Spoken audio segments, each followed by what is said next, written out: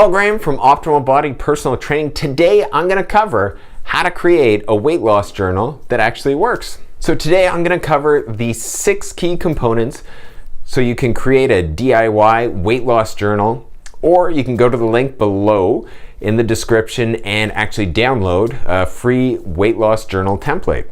In my experience, having worked with thousands of different clients looking to lose weight, the biggest thing with weight loss journals is awareness. You want them to make you more aware of not just what food choices you're making, but how you're experiencing the process of losing weight.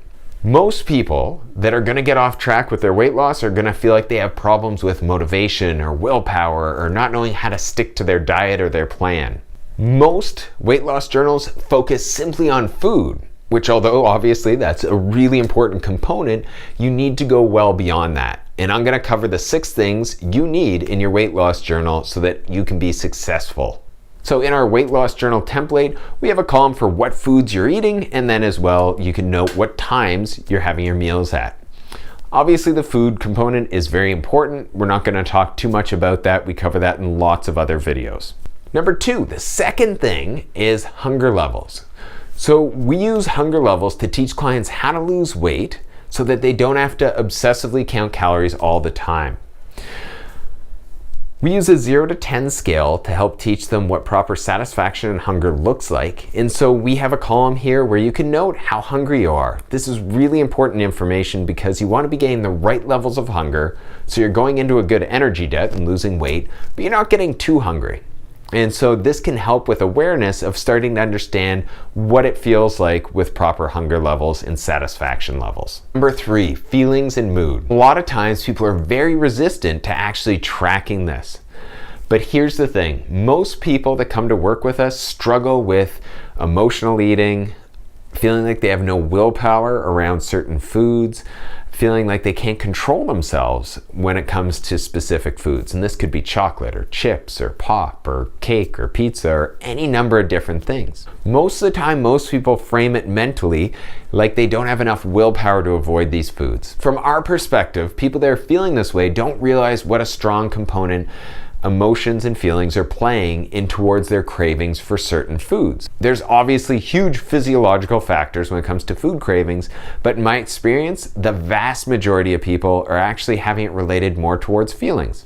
Common feelings that tend to trigger food are boredom, stress, feeling anxious, numerous different other ones. Those are some of the most common ones that'll come up. So just try noting what feelings you're having around and in between meals. I'd like to point out that good is not a feeling. Actually try to list on actual feelings. So I was feeling happy, I was feeling content, I was feeling sad, I was feeling angry, I was feeling frustrated, I was feeling stressed, I was feeling overwhelmed, whatever it is, but make sure it's actually an emotion. And if you're thinking nothing, at all times we're always feeling some sort of emotion. So just kind of pause for a second and feel, what am I feeling right now? This one, like food, is pretty obvious. You want to log how much activity and exercise you're getting and what types. The next column we have is, what did you do well today? The vast majority of people never slow down to actually take time to pat themselves on the back when it comes to steps they're taking towards reaching their weight loss goal. For most people, the only time they actually feel encouraged or encourage themselves is when the number on the scale is going down. This creates a lot of problems with motivation.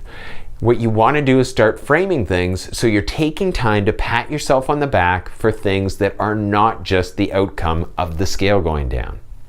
So what we try to do is have clients actually write in things that they did well that day. It helps get them into a mental frame where they're actually encouraging themselves. And this is huge when it comes to motivation and actually sustaining your results long term. Finally, our last column is, what challenges did you have today and what could you do to improve on those in the future? Most people, when it comes to weight loss and trying to make healthier habits in their lifestyle, tend to get into this all or nothing attitude where every time they get off track a little bit or they have a challenge or they have a struggle, they feel like they failed and they have to start over from scratch.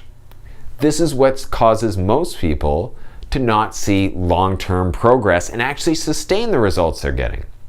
So instead, what we want to do is not try to ignore that those things aren't there, that those challenges or setbacks or getting off track isn't happening. Instead, we want to identify, here's what happens. Actually write down what happened with getting off track.